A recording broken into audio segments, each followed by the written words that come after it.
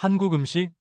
그건 요리가 아니라 그냥 고추장 범벅에 마늘 잔뜩 넣은 야만적인 먹거리다. 미슐랭 3스타 셰프였던 제가 방송에서 이런 말을 했다가 인생이 완전히 바뀌었습니다. 좋아요, 구독 부탁드립니다. 안녕하세요. 저는 미셸 르클레르입니다. 27살이고 파리에서 가장 유명한 미슐랭 3스타 레스토랑 라 메종 블랑의 수석 셰프를 맡고 있습니다. 프랑스 요리계에서는 제법 알려진 인물이라고 할 수 있어요. 18살에 요리를 시작해서 불과 9년 만에 이 자리까지 올라왔거든요. 동료들은 저를 천재라고 부르기도 했습니다. 하지만 솔직히 말씀드리면 저는 상당히 오만했어요.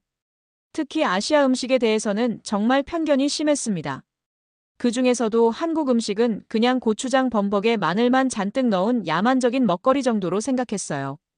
그런 제가 어떻게 한국과 인연을 맺게 되었는지, 그리고 어떤 놀라운 변화를 겪게 되었는지 정말 믿기 어려운 이야기를 들려드리려고 합니다. 사건의 발단은 지난해 10월 파리의 한 미식 프로그램에 출연했을 때였습니다. 진행자가 세계 각국 음식에 대한 제 생각을 물어봤어요. 일본 음식은 인정한다고 했습니다. 정교하고 섬세하다고요.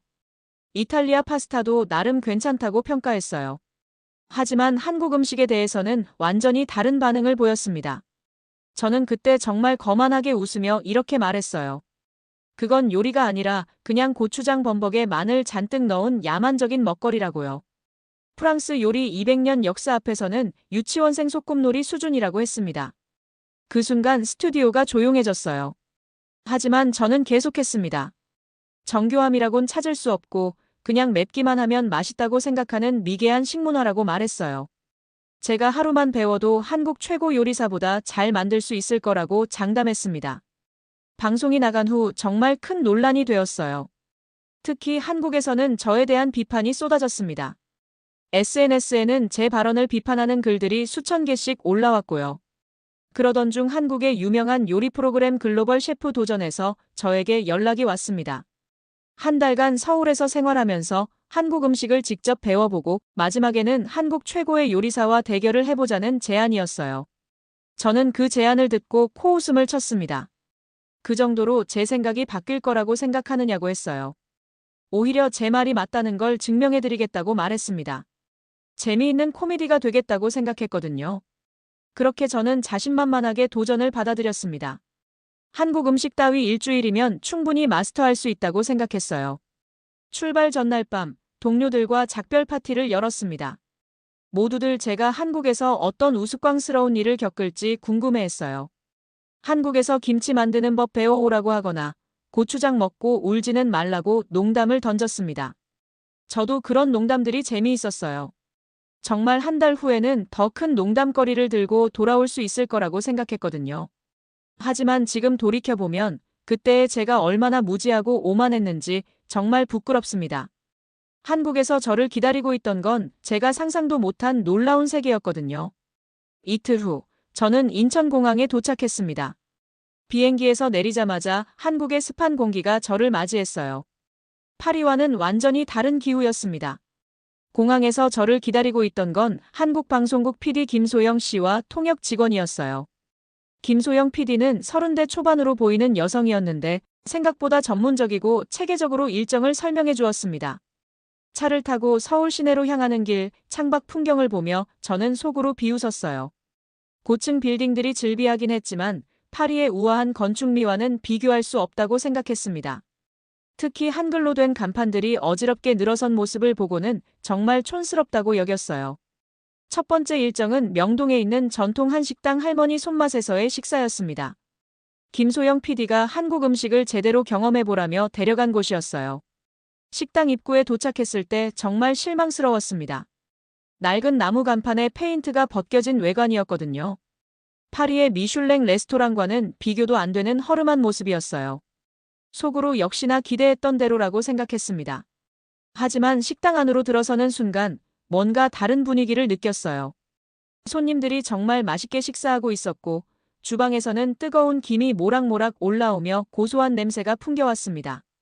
60대쯤 되어 보이는 사장 아주머니가 저희를 맞이해 주었어요. 정말 친근하고 따뜻한 미소를 지으며 자리로 안내해 주었습니다.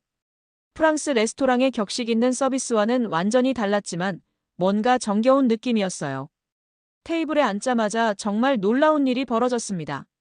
저희가 아직 아무것도 주문하지 않았는데 갑자기 12가지 색색깔의 반찬들이 테이블 위에 놓이기 시작한 거예요. 김치, 콩나물, 시금치, 무생채, 어묵볶음, 감자조림. 정말 다양한 반찬들이 예술작품처럼 아름답게 배치되었습니다. 각각의 색깔과 모양이 조화를 이루며 테이블을 가득 채웠어요. 저는 당황해서 김소영 PD를 쳐다봤습니다. 뭔가 실수가 있었나 싶었거든요. 그리고 조심스럽게 물어봤어요. 잠깐만요, 이거 다 돈 내야 하는 건가요? 저희가 주문한 건 없는데. 그때 사장 아주머니가 웃으며 대답해 주었습니다. 다 공짜예요. 기본으로 나오는 거고 더 드시고 싶으면 언제든 말씀하세요. 얼마든지 더 가져다 드릴게요. 그 순간 정말 충격을 받았습니다. 프랑스에서는 올리브 오일 한 방울도 2유로를 추가로 내야 하는데 한국에서는 이렇게 푸짐한 반찬들이 모두 무료라니. 정말 믿을 수 없었어요. 하지만 아직도 반신반의했습니다. 분명히 어딘가에 함정이 있을 거라고 생각했거든요. 무료로 이런 서비스를 제공하면서 어떻게 장사가 될 수 있을까 하는 의문이 들었어요. 메인 요리로 불고기 정식을 주문했습니다. 그런데 불고기가 나오면서 또 다른 충격을 받았어요. 고기의 양이 정말 푸짐했고 밥과 된장찌개까지 함께 나온 거예요. 첫 숟가락을 떠서 입에 넣는 순간 뭔가 이상한 감정이 들었습니다. 생각보다 맛이 괜찮았거든요. 달콤하면서도 짭짤한 불고기의 맛이 제가 예상했던 것보다 훨씬 복잡하고 깊었어요. 된장찌개도 마찬가지였습니다. 처음에는 그냥 짠 국물 정도로 생각했는데 마시면 마실수록 깊은 감칠맛이 느껴졌어요. 발효 음식 특유의 복합적인 맛이 있었습니다. 하지만 저는 인정하고 싶지 않았어요. 그냥 운이 좋았을 뿐이라고 생각했습니다. 한두 번 맛있는 음식을 먹었다고 해서 제 생각이 바뀔 리는 없다고 스스로를 다독였어요. 식사를 마치고 나서도 사장 아주머니는 계속 친절했습니다. 외국인인 저를 배려해서 천천히 드시라고 하고 더 필요한 건 없는지 계속 확인해 주었어요. 식당을 나오면서도 계속 의구심이 들었습니다. 이렇게 많은 반찬과 서비스를 무료로 제공하면서 어떻게 수익을 낼 수 있을까? 분명히 어딘가에 비용이 숨어 있을 거라고 생각했어요. 하지만 한편으로는 묘한 기분이었습니다. 프랑스 레스토랑의 정교하고 격식 있는 서비스와는 다르지만 뭔가 따뜻하고 인간적인 느낌이 있었거든요. 그날 밤 호텔에서 하루를 정리하며 생각해봤습니다. 아직 첫날이니까 성급하게 판단하지 말자고 스스로에게 말했어요. 하지만 마음 한켠에서는 뭔가 예상과 다른 것들을 경험하고 있다는 느낌이 들기 시작했습니다. 둘째 날 아침, 본격적인 서울 맛집 탐방이 시작되었습니다. 김소영 PD가 준비한 일정은 정말 빡빡했어요. 하루에 5곳의 식당을 돌아보는 일정이었습니다. 첫 번째 목적지는 광장시장이었어요. 서울에서 가장 오래된 전통시장 중 하나라고 했습니다. 시장에 들어서자마자 정말 어수선하고 시끄러운 분위기에 놀랐어요. 파리에 정돈된 마르쉐와는 완전히 달랐습니다. 시장 안쪽에 자리 잡은 작은 국수집에 도착했어요. 70대쯤 되어 보이는 할머니가 혼자서 운영하는 곳이었습니다. 좁은 공간에 오래된 테이블 서너 개가 전부였어요. 처음에는 정말 의심스러웠습니다. 이런 허름한 곳에서 무슨 제대로 된 음식이 나올 수 있을까 싶었거든요. 역시 기대했던 수준이라고 속으로 비웃었어요. 할머니가 끓여주시는 육개장을 주문했습니다. 뜨거운 뚝배기에 담긴 빨간 국물이 나왔는데 보기만 해도 엄청 매워 보였어요. 코웃음을 치며 숟가락을 들었습니다. 그런데 첫 숟가락을 뜨는 순간 정말 놀랐습니다. 이게 뭐지? 생각했던 것과 완전히 달랐어요. 매운맛은 있었지만 그 안에 정말 깊고 복합적인 맛이 숨어 있었습니다. 70년 노하우가 우러난 깊은 맛이었어요. 소고기의 진한 육수, 각종 채소의 단맛, 고춧가루의 매운맛이 완벽하게 조화를 이루고 있었습니다. 이런 섬세함이 가능한 거였나요? 저도 모르게 숟가락질이 빨라졌어요. 한 그릇을 다 비우고 나서야 정신을 차렸습니다. 분명히 비판하려고 왔는데 어느새 몰입해서 먹고 있었던 거예요. 두 번째로 간 곳은 이태원의 한 젊은 셰프가 운영하는 모던 한식당이었습니다. 전통 한식을 현대적으로 재해석한 요리를 한다고 했어요. 여기서도 놀라운 경험을 했습니다. 젊은 셰프가 만든 한정식이 나왔는데 플레이팅부터 정말 예술적이었어요. 색깔의 조화, 식재료의 배치, 그릇의 선택까지 모든 것이 계산되어 있었습니다. 맛 역시 놀라웠어요. 전통적인 한국 맛을 기반으로 하면서도 현대적인 감각이 더해져 있었습니다. 이런 창의성과 깊이가 가능한 거였나요? 정말 예상 밖이었어요. 점심시간에는 강남의 고급 한식당을 방문했습니다. 여기서는 궁중 요리를 맛볼 수 있었어요. 조선 왕조 500년 역사가 담긴 음식이라고 설명해 주었습니다. 15가지 반찬이 나왔는데 각각이 정말 정교하고 섬세했어요. 색깔도 아름다웠고 맛의 밸런스도 완벽했습니다. 이건 정말 예술작품 수준이었어요. 특히 놀란 건 각 음식마다 스토리가 있다는 점이었습니다. 이 나물은 왕의 건강을 위해 만들어진 것이고 저 젓갈은 특별한 의미가 담긴 것이라고 설명해 주었어요. 하루 종일 돌아다니면서 만난 사람들의 공통점이 있었습니다. 모두들 더 먹어라. 이것도 먹어봐라는 끝없는 권유였어요. 정말 신기했습니다. 길에서 만난 대학생들이 특히 인상적이었어요. 외국인인 저를 보고 자신들이 먹던 붕어빵을 나눠주는 거예요. 왜 모르는 사람에게 이렇게 친절하지? 정말 당황스러웠습니다. 처음에는 뭔가 숨은 의도가 있는 건 아닐까 의심했어요. 하지만 계속 관찰해봐도 정말 순수한 마음에서 나오는 것 같았습니다. 계산이나 조건 없이 그냥 나눠주고 싶어 하는 거였어요. 저녁에는 홍대 근처의 포장마차를 경험했습니다. 길거리에서 파는 음식이라고 해서 별 기대를 안 했는데 또 한 번 놀랐어요. 떡볶이, 순대, 어묵. 정말 서민적인 음식들이었지만 각각이 고유한 맛과 매력을 가지고 있었습니다. 특히 떡볶이의 단짠한 맛은 정말 중독적이었어요. 포장마차 아저씨도 정말 친절했습니다. 외국인인 저를 배려해서 맵지 않게 해주시고 계속 안주를 더 주셨어요. 소주도 한 잔 권해주시면서 한국 문화를 설명해 주셨습니다. 그날 밤 호텔로 돌아오면서 정말 복잡한 심정이었어요. 분명히 비판하러 왔는데 하루 종일 놀라운 경험만 했거든요. 한국 음식의 다양성과 깊이가 제가 생각했던 것보다 훨씬 컸어요. 매운맛만 있는 단순한 음식이 아니라 정말 복합적이고 정교한 맛들이 있었습니다. 하지만 아직 인정하고 싶지 않았어요. 그냥 운이 좋아서 맛있는 곳들만 간 것일 뿐이라고 생각했습니다. 하루 이틀 좋은 경험을 했다고 해서 제 생각이 바뀔 리는 없다고 스스로를 다독였어요. 그런데 마음 한편에서는 뭔가 균열이 생기기 시작했습니다. 제가 가지고 있던 편견들이 조금씩 흔들리고 있었거든요. 과연 제가 알고 있던 한국 음식이 전부였을까 하는 의문이 들기 시작했어요. 서울에 온 지 닷새째 되는 날이었습니다. 그날도 하루 종일 촬영을 하느라 정말 지쳤어요. 저녁 10시쯤 호텔로 돌아와서 샤워를 하고 침대에 누웠는데 도저히 잠이 오지 않았습니다. 시차 때문일 수도 있었고 지난 며칠 동안 경험한 것들 때문에 머릿속이 복잡했을 수도 있어요. 계속 뒤척이다가 결국 새벽 3시쯤 포기하고 침대에서 일어났습니다. 호텔 방 안에만 있으니까 답답했어요. 그래서 가벼운 산책이라도 해보자는 생각으로 호텔을 나섰습니다. 새벽 3시에 서울거리는 어떨까 궁금하기도 했고요. 밖으로 나와보니 정말 신기했어요. 새벽 3시인데도 거리에 사람들이 있었거든요. 택시도 다니고 편의점도 환하게 불이 켜져 있었습니다. 파리에서는 상상할 수 없는 풍경이었어요. 천천히 걸으면서 주변을 둘러보고 있는데 갑자기 배가 고파졌습니다. 저녁을 제대로 못 먹었거든요. 그런데 이 시간에 문을 연 음식점이 있을까 싶었어요. 조금 더 걸어가니까 정말 놀라운 광경을 봤습니다. 24시간 분식집이라는 간판이 환하게 켜져 있는 거예요. 새벽 3시에 장사를 한다고. 정말 믿을 수 없었습니다. 엄마손이라는 이름의 작은 가게였어요.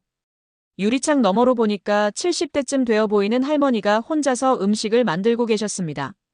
이 시간에 혼자 가게를 지키고 계시다니 정말 대단했어요. 주저하다가 들어가 봤습니다. 할머니가 반갑게 맞아주시면서 자리에 앉으라고 하셨어요. 메뉴판을 보니까 라면, 김밥, 떡볶이 같은 간단한 음식들이 있었습니다. 라면을 주문했어요. 그런데 할머니가 라면을 끓이시면서 계속 말을 걸어주시는 거예요.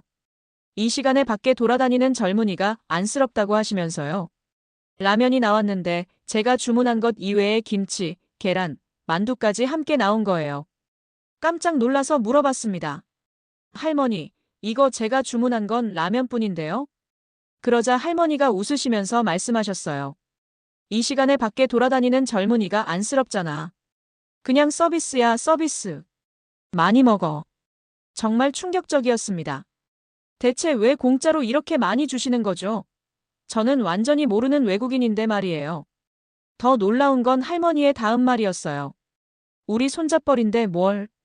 이 나이에 고생이 많겠다. 그 순간 정말 가슴이 뭉클해졌습니다. 계산도 조건도 대가도 없는 순수한 마음이었어요. 그냥 젊은이가 안쓰러워서 손자 같아서 챙겨주시는 거였습니다. 라면을 먹으면서 눈물이 날 뻔했어요. 이런 따뜻한 마음을 받아본 게 언제였나 싶었거든요. 프랑스에서는 경험해 본 적 없는 감정이었습니다. 할머니는 계속 저를 챙겨주셨어요. 라면이 너무 맵지 않은지, 물은 충분한지, 더 필요한 건 없는지 계속 물어보셨습니다. 정말 친손자를 대하는 것 같았어요. 그리고 할머니의 이야기를 들을 수 있었습니다. 40년 넘게 이 자리에서 분식집을 하고 계신다고 하셨어요. 밤늦게 일하는 사람들, 힘든 일을 하는 사람들을 위해서 문을 열어둔다고 하셨습니다. 젊은이들이 밤늦게까지 고생하는데 따뜻한 음식 한 끼라도 제대로 먹어야지. 그래서 이 시간에도 문을 열어두는 거야. 할머니의 철학이었어요. 돈을 벌기 위해서가 아니라 정말 누군가를 위해서 하시는 일이었습니다. 라면을 다 먹고 계산을 하려고 했는데 할머니가 깜짝 놀라실 정도로 저렴한 가격이었어요. 김치, 계란, 만두를 다 포함해서도 파리 카페에서 커피 한 잔 값보다 쌌습니다. 가게를 나오면서 정말 복잡한 마음이었어요. 이런 마음을 뭐라고 표현해야 할까요? 감동, 고마움, 미안함, 모든 감정이 뒤섞여 있었습니다. 호텔로 돌아가는 길에 계속 생각했어요. 이게 바로 한국 사람들의 마음이구나. 제가 지난 며칠 동안 경험했던 모든 친절과 따뜻함의 근원이 이런 마음이었구나. 미슐랭 3스타 레스토랑에서도 느끼지 못했던 감동을 새벽 분식집에서 느낀 거예요.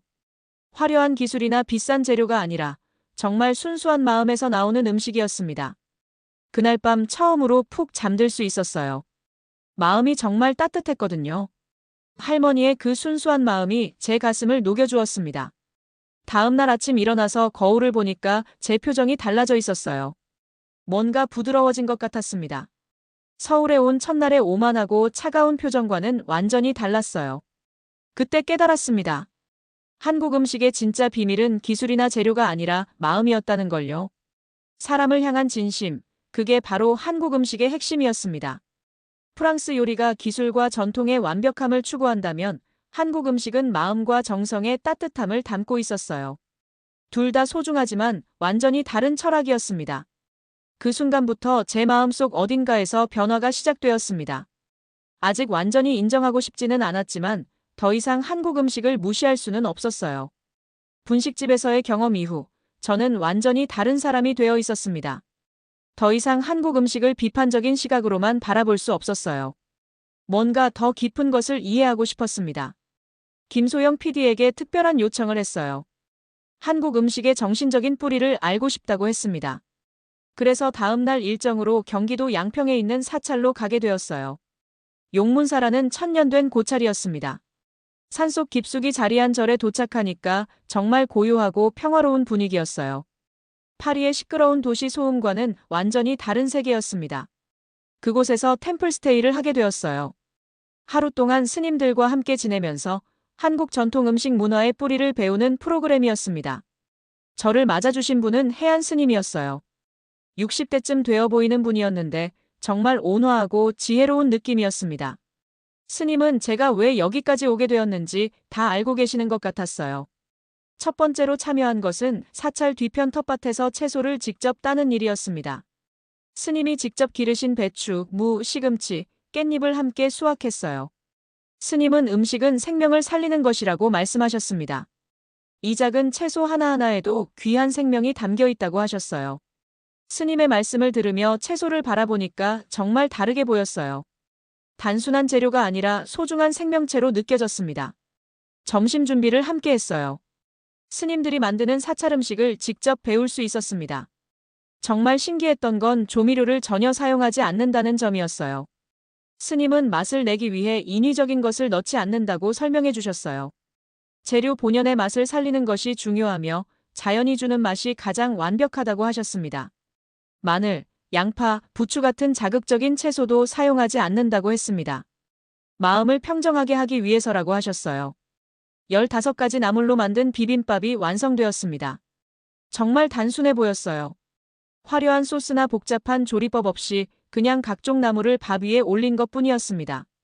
하지만 첫 숟가락을 뜨는 순간 정말 놀랐습니다. 이건 예술이다.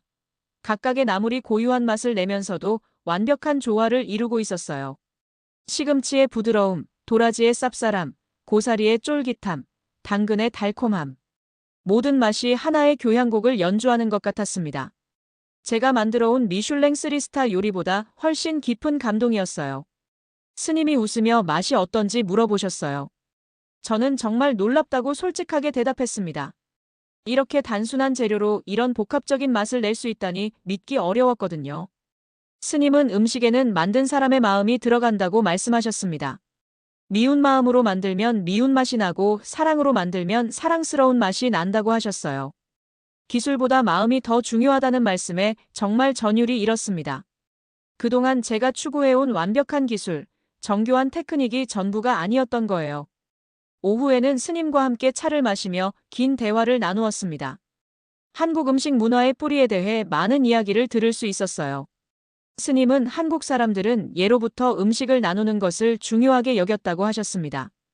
혼자 맛있는 걸 먹으면 재미없고 함께 나눠 먹어야 진짜 맛이라고 설명해 주셨어요. 그래서 한국에는 반찬 문화가 발달했다고 하셨어요. 여러 가지 맛을 함께 나누면서 더 풍성한 식사를 하려는 마음에서 나온 거라고요. 밥상머리 교육이라는 말에 대해서도 설명해 주셨습니다. 한국 사람들은 음식을 먹으면서 서로 대화하고 정을 나누고 가르침을 주고받았다고 하셨어요. 음식이 단순히 배고픔을 해결하는 것이 아니라 소통의 도구였던 거죠. 스님의 설명을 들으니까 지난 며칠 동안 경험했던 모든 것들이 이해되기 시작했어요. 왜 사람들이 자꾸 더 먹으라고 권하는지, 왜 공짜로 반찬을 주는지, 왜 모르는 사람에게도 음식을 나누는지. 스님은 음식은 사랑의 표현이라고 말씀하셨습니다. 내가 정성껏 만든 음식을 누군가가 맛있게 먹어주면 그보다 기쁜 일이 없다고 하셨어요. 그래서 한국 엄마들은 자식이 잘 먹으면 그렇게 기뻐하는 거라고 설명해 주셨습니다. 정말 깊은 철학이었습니다. 프랑스 요리가 개인의 기술과 창의성을 강조한다면 한국 음식은 공동체의 사랑과 나눔을 담고 있었어요. 저녁 예불에도 참여했습니다. 스님들이 부처님께 감사하는 마음으로 기도하는 모습을 보면서 많은 생각이 들었어요. 음식에 대한 감사, 자연에 대한 감사, 함께하는 사람들에 대한 감사. 그날 밤 요사체에서 잠을 청하며 정말 많은 생각을 했습니다. 제가 그동안 얼마나 오만했는지, 얼마나 중요한 것들을 놓치고 살았는지 깨달았어요. 다음 날 아침 새벽 예불에도 참여했습니다. 산새들의 지저김과 함께하는 예불은 정말 평화로웠어요. 마음이 정말 맑아지는 느낌이었습니다. 아침 공양도 사찰 음식이었어요. 간단한 죽과 나물, 김치가 전부였지만 정말 맛있었습니다. 무엇보다 마음이 편안했어요. 저를 떠나기 전 스님께서 마지막으로 말씀해 주셨습니다. 음식은 단순히 맛있으면 되는 게 아니라고 하셨어요. 먹는 사람의 마음을 따뜻하게 해주고 건강하게 해주고 행복하게 해주어야 한다고 말씀하셨습니다. 그게 진짜 좋은 음식이라고 하셨어요. 절에서 나오면서 저는 완전히 다른 사람이 되어 있었습니다. 한국 음식의 진정한 의미를 깨달았거든요. 기술이 아니라 마음, 개인이 아니라 공동체, 경쟁이 아니라 나눔. 정말 소중한 가치들이었습니다. 템플스테이에서 돌아온 후 저는 한국 음식에 대한 완전히 새로운 관점을 갖게 되었습니다. 이제 단순히 맛을 평가하는 것이 아니라 그 안에 담긴 철학과 정신을 이해하려고 노력했어요. 김소영 PD가 준비한 다음 일정은 전국 각지의 향토 음식을 체험하는 것이었습니다. 각 지역마다 고유한 맛과 이야기가 있다는 걸 보여주고 싶다고 하셨어요. 첫 번째 목적지는 부산이었습니다. KTX를 타고 남쪽으로 향하는 길, 창밖으로 보이는 한국의 풍경이 새롭게 느껴졌어요. 산과 들판이 조화를 이루는 모습이 정말 아름다웠습니다. 부산에 도착해서 가장 먼저 간 곳은 국제시장 근처의 할매 국수집이었어요. 80대 할머니가 50년 넘게 운영하고 계신 곳이었습니다. 할머니가 직접 뽑은 면으로 만든 멸치국수를 맛봤어요. 50년 경력이 이런 맛을 만드는 거구나. 정말 감탄했습니다. 멸치 육수의 깊은 맛, 쫄깃한 면의 식감, 그리고 무엇보다 할머니의 정성이 그대로 느껴졌어요. 할머니는 저에게 부산 사람들의 성격에 대해 이야기해 주셨습니다. 바다와 함께 살아온 사람들이라 시원시원하고 정이 많다고 하셨어요. 음식도 그런 성격을 닮아서 시원하고 진한 맛이 특징이라고 설명해 주셨습니다.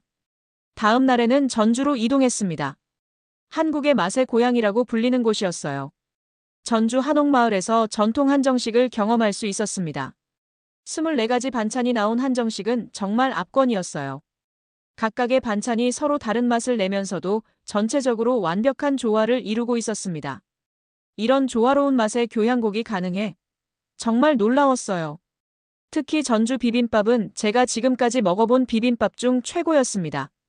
고추장의 매콤달콤한 맛, 나물들의 각기 다른 식감과 맛, 그리고 모든 것을 하나로 묶어주는 참기름의 고소함. 완벽한 밸런스였어요. 제주도에서는 또 다른 놀라운 경험을 했습니다.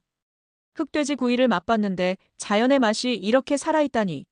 정말 감동적이었어요. 제주의 청정한 자연 환경에서 자란 돼지의 맛은 유럽의 어떤 고급 포크와도 비교할 수 없을 정도로 깊고 진했습니다. 하지만 가장 인상 깊었던 건 안동에서의 경험이었어요. 900년 된 고택에서 90세 할머니를 만날 수 있었습니다. 할머니는 조선시대부터 내려온 궁중 요리법을 그대로 보존하고 계신 분이었어요. 대대로 전해 내려온 비법을 직접 가르쳐 주셨습니다. 궁중 떡볶이를 만드는 과정을 지켜보는 것만으로도 정말 감동적이었어요. 할머니의 손놀림 하나하나에 수백 년의 역사가 담겨 있었습니다. 할머니가 들려주신 이야기는 정말 깊었습니다. 음식에는 만든 사람의 마음이 들어간다고 하셨어요. 미운 마음으로 만들면 미운 맛이 나고 사랑으로 만들면 사랑스러운 맛이 난다고 말씀하셨습니다. 세상에, 이런 철학이 존재했다니. 할머니의 말씀을 들으며 정말 전율이 일었어요. 제가 그동안 추구해온 기술적 완벽함과는 완전히 다른 차원의 이야기였습니다.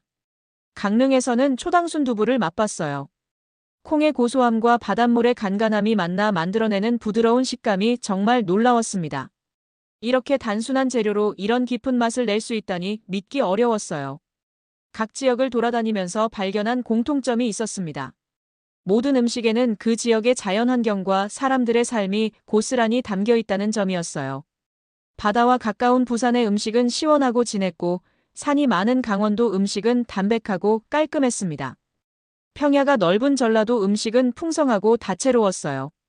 그리고 무엇보다 놀라운 건 각 지역 사람들의 음식에 대한 자부심이었습니다. 자신들의 고향 음식을 정말 소중하게 여기고 외지인에게도 자랑스럽게 소개해 주었어요. 경상도에서 만난 할아버지는 자신이 기른 고추로 만든 고춧가루를 한 봉지 선물해 주셨습니다. 30년간 정성껏 기른 고추라며 정말 자랑스러워 하셨어요. 충청도에서 만난 아주머니는 직접 담근 된장을 맛보라고 하셨습니다. 3년 동안 발효시킨 된장의 깊은 맛은 정말 예술작품 수준이었어요. 전라도에서는 김치 담그는 법을 배웠습니다. 배추 하나하나에 정성껏 양념을 발라주는 과정을 보면서 정말 감동했어요. 이건 단순한 요리가 아니라 하나의 예술이었습니다. 각 지역의 어머니들은 모두 같은 말씀을 하셨어요. 음식은 사랑이라고요. 가족을 위해, 손님을 위해 정성껏 만드는 것이 가장 중요하다고 하셨습니다. 이런 경험들을 통해 저는 점점 깨달아갔어요.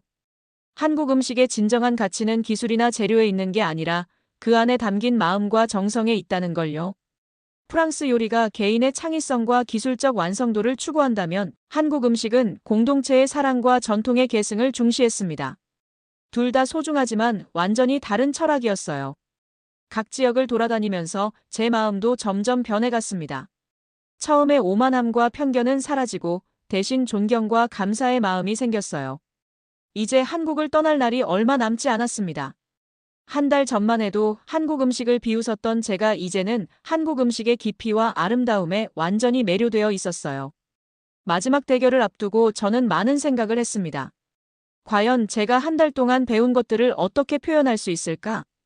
어떻게 하면 한국과 프랑스의 음식 철학을 하나로 만들 수 있을까? 답은 이미 마음속에 있었습니다. 기술과 마음을 조화시키는 것, 전통과 창신을 융합하는 것, 개인의 창의성과 공동체의 사랑을 하나로 만드는 것. 그것이 제가 해야 할 일이었어요. 드디어 한 달의 여정을 마치고 서울로 돌아왔습니다. 마지막 대결의 날이 다가왔어요. 한 달 전 오만하고 편견에 가득 찬 모습으로 한국에 왔던 제가 이제는 완전히 다른 사람이 되어 있었습니다. 대결 상대는 김민준 셰프였어요. 한국을 대표하는 젊은 요리사로 전통 한식을 현대적으로 재해석하는 분야에서 정말 유명한 분이었습니다. 35살의 나이에 이미 국제적으로 인정받는 셰프였어요. 김민준 셰프를 처음 만났을 때 정말 놀랐습니다. 제가 상상했던 한국 요리사의 모습과는 완전히 달랐거든요. 세련되고 전문적이었으며 음식에 대한 철학도 정말 깊었어요. 대결의 주제는 한국의 맛을 세계에 알리기였습니다. 각자 자신만의 방식으로 한국 음식의 매력을 표현해야 하는 것이었어요. 김민준 셰프가 준비한 요리를 보는 순간 정말 감탄했습니다. 놀랍다. 이런 창의성과 깊이가. 전통 한정식을 완전히 새로운 방식으로 재해석한 작품이었어요. 한 입 크기의 작은 그릇 12개에 각각 다른 한국 전통 맛을 담아냈습니다. 김치의 매콤함을 현대적 기법으로 표현한 요리, 된장의 깊은 맛을 새로운 형태로 선보인 요리. 정말 예술 작품 같았어요. 특히 마지막에 나온 디저트는 정말 놀라웠습니다. 전통 식혜를 현대적으로 재해석해서 마치 프랑스 디저트 같은 모습으로 만들어냈더라고요. 하지만 맛은 분명히 한국의 전통 맛이었어요. 이제 제 차례였습니다. 한 달 동안 한국에서 배운 모든 것을 담아야 했어요. 고민 끝에 저는 프랑스 기법에 한국의 정신을 담은 퓨전 요리를 만들기로 결정했습니다. 메인 요리는 프랑스 전통 스튜에 된장을 숨겨 넣은 것이었어요. 겉보기에는 프랑스 요리 같지만 맛을 보면 한국의 깊은 감칠맛이 느껴지도록 했습니다. 사이드로는 김치를 발효시켜 만든 특별한 소스를 준비했어요. 김치의 매콤하고 시큼한 맛을 프랑스식 소스 기법으로 부드럽게 만들어낸 것이었습니다. 하지만 가장 중요한 건 할머니가 가르쳐 주신 정성이었어요. 새벽 분식집 할머니의 따뜻한 마음, 사찰에서 배운 자연에 대한 감사, 각 지역에서 만난 어머니들의 사랑. 그 모든 것을 제 요리에 담으려고 노력했습니다. 심사위원들이 제 요리를 맛보는 모습을 지켜봤습니다. 처음에는 의아한 표정이었다가 점점 놀라는 표정으로 바뀌었어요. 한 심사위원이 말했습니다. 세상에. 이것은 단순한 퓨전이 아니라 두 문화의 진정한 만남이라고 평가해 주었어요. 프랑스의 정교한 기술과 한국의 따뜻한 마음이 완벽하게 조화를 이루고 있다고 했습니다.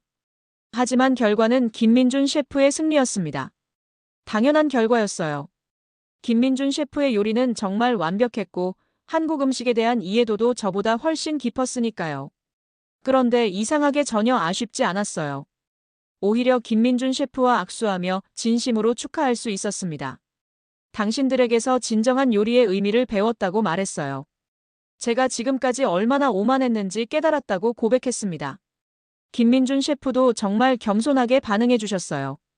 제 요리에서 진정한 마음을 느꼈다고 하시면서 앞으로도 계속 교류하자고 제안해 주셨습니다. 그날 밤 홀로 서울 거리를 걸었습니다. 한 달 전과 같은 길이었지만 모든 것이 다르게 보였어요. 네온사인들이 예쁘게 보였고 길거리 음식 냄새가 정겹게 느껴졌습니다. 새벽 분식집을 다시 찾았어요. 할머니는 저를 알아보시고 정말 반가워하셨습니다. 한 달 만에 온 손님을 기억해 주시다니. 정말 고마웠어요. 할머니께 그동안 있었던 일들을 이야기해 드렸어요. 처음에는 한국 음식을 무시했다가 지금은 완전히 마음을 빼앗겼다고 말씀드렸습니다. 할머니는 웃으시면서 그럴 줄 알았다고 하셨어요. 음식은 마음이라며 진심으로 다가가면 누구나 느낄 수 있다고 말씀해 주셨습니다. 그 순간 저는 결심했어요. 파리로 돌아가서 제 레스토랑을 완전히 바꾸겠다고요. 한국에서 배운 마음을 담은 요리를 선보이겠다고 다짐했습니다. 대결에서는 졌지만 저는 훨씬 더 큰 것을 얻었어요. 요리에 대한 새로운 철학, 음식에 담을 수 있는 사랑의 힘, 그리고 겸손함. 이 모든 것이 저에게는 어떤 승리보다도 소중한 선물이었습니다. 파리로 돌아온 지 일주일이 지났습니다. 샤를 드골 공항에 내렸을 때의 기분을 아직도 생생하게 기억해요. 익숙한 파리의 공기를 마시면서도 뭔가 낯선 느낌이었거든요. 제가 변해 있었기 때문이었습니다. 동료들은 저의 변화를 금세 알아챘어요. 한국에서 도대체 뭘 배운 거냐며 놀라워했습니다. 예전에 오만하고 차가웠던 모습은 완전히 사라져 있었거든요. 첫 번째로 한 일은 제 레스토랑 라 메존 블랑을 완전히 개조하는 것이었습니다. 한국에서 배운 마음을 담은 요리 철학을 실현하고 싶었어요. 가장 먼저 바꾼 건 서비스 방식이었습니다. 메인 요리 외에 작은 밑반찬들을 무료로 제공하기 시작했어요. 프랑스 사람들은 처음에 당황했지만 점차 이런 따뜻한 서비스에 감동하기 시작했습니다. 메뉴도 완전히 바꿨어요. 기존의 정교하고 복잡한 프랑스 요리에 한국에서 배운 마음을 더했습니다. 된장을 활용한 소스, 김치에서 영감을 받은 발효 요리, 그리고 무엇보다 정성과 사랑을 담은 요리들이었어요. 동료 셰프들은 처음에 의아해했습니다. 미셸이 완전히 변했다며 걱정하기도 했어요. 하지만 손님들의 반응은 완전히 달랐습니다. 첫 번째 손님이 새로운 메뉴를 맛보고 나서 한 말이 아직도 기억나요. 이런 요리는 처음 맛본다면서 정말 마음이 따뜻해진다고 하더라고요. 음식에서 사랑이 느껴진다고 말해주었습니다. 그 순간 저는 확신했어요. 제가 한국에서 배운 것이 옳다는 걸요. 음식은 단순히 배고픔을 달래는 것이 아니라 마음을 나누는 것이라는 한국의 철학이 파리에서도 통한다는 걸 깨달았습니다. 손님들과의 소통도 중시하기 시작했어요. 예전에는 격식 있는 서비스만을 고집했는데 이제는 더 친근하고 따뜻한 분위기를 만들려고 노력했습니다. 특히 감동적이었던 건 한 노부부 손님의 이야기였어요. 70년간 함께 살아온 부부였는데 저희 레스토랑에서 식사를 한 후 눈물을 흘리시더라고요. 할아버지가 말씀하시길 돌아가신 할머니가 만들어주시던 음식의 따뜻함이 느껴진다고 하셨어요. 기술적으로 완벽한 음식이 아니라 마음이 담긴 음식을 오랜만에 맛봤다고 감사해 하셨습니다. 그때 저는 정말 뿌듯했어요. 한국에서 배운 음식 철학이 파리에서도 사람들의 마음을 움직일 수 있다는 걸 확인했거든요. 동료들도 점점 변화를 인정하기 시작했어요. 미셸이 한국에서 뭔가 특별한 걸 배워왔다며 존경의 눈빛으로 바라보기 시작했습니다. 몇 달 후, 정말 놀라운 일이 일어났어요. 파리에서 가장 예약하기 어려운 레스토랑이 되었거든요. 사람들이 음식의 맛은 물론이고 따뜻한 분위기 때문에 찾아오기 시작했어요. 미슐랭 가이드에서도 주목하기 시작했습니다. 기존의 기술 중심 평가와는 다른 새로운 기준이 필요하다며 특별 섹션을 만들어 마음을 담은 요리라는 새로운 평가 기준을 도입했어요. 프랑스 언론에서도 큰 관심을 보였습니다. 한국에서 영감을 받은 프랑스 셰프의 변화라며 특집 기사를 내보내기도 했어요. 하지만 저에게 가장 의미 있는 건 매년 한국을 방문하는 일정이었습니다. 새로운 요리를 배우기 위해서도 있지만 무엇보다 그리운 사람들을 만나기 위해서였어요. 새벽 분식집 할머니, 용문사 해안 스님, 안동의 90세 할머니. 저에게 진정한 요리의 의미를 가르쳐 주신 분들을 다시 만날 때마다 초심을 되찾을 수 있었어요. 김민준 셰프와도 지속적으로 교류하고 있습니다. 서로의 레스토랑을 방문하며 새로운 아이디어를 나누고 때로는 함께 요리하기도 해요. 국경을 넘나드는 진정한 우정이 생겼습니다. 지금 저는 프랑스와 한국을 잇는 미식 문화의 가교 역할을 하고 있어요. 두 나라의 요리 철학을 융합해서 새로운 가치를 만들어내는 일을 계속하고 있습니다. 최근에는 한국 젊은 셰프들을 파리로 초청해서 교육하는 프로그램도 시작했어요. 제가 한국에서 받은 감동을 다른 사람들과도 나누고 싶었거든요. 돌이켜보면 정말 많은 것이 변했어요. 한 달 전만 해도 한국 음식을 야만적이라고 비웃었던 제가 이제는 한국을 저의 두 번째 고향이라고 생각하고 있으니까요. 제가 자주 하는 말이 있어요. 한국에서 나는 셰프에서 요리꾼이 되었고 기술자에서 예술가가 되었으며 무엇보다 차가운 사람에서 따뜻한 사람이 되었다고요. 한국은 저에게 단순히 새로운 요리 기술을 가르쳐준 곳이 아니에요. 음식에 대한 완전히 새로운 철학, 사람에 대한 사랑, 그리고 겸손함을 가르쳐준 저의 스승이자 두 번째 고향입니다. 요즘도 가끔 그때를 생각해요. 만약 그때 한국의 도전을 받아들이지 않았다면 어떻게 되었을까? 아마 지금도 오만하고 편견에 가득 찬 셰프로 살고 있었을 거예요. 한국이 저를 변화시켜준 것처럼 저도 많은 사람들에게 음식을 통한 마음의 변화를 전해주고 싶어요. 그것이 제가 할 수 있는 한국에 대한 보답이라고 생각합니다. 지금도 파리의 제 레스토랑에서는 매일 작은 기적들이 일어나고 있어요. 음식을 통해 사람들의 마음이 따뜻해지고 서로를 이해하게 되는 그런 기적들 말이에요. 한국에서 배운 가장 소중한 가르침은 이거였어요. 음식은 배를 채우는 것이 아니라 마음을 나누는 것이고 요리사는 기술자가 아니라 사랑을 전하는 사람이라는 건 말이에요. 오늘의 사연 어떠셨나요? 좋으셨다면 감동 담담 좋아요, 구독 부탁드려요. 영상 제작에 큰 힘이 됩니다.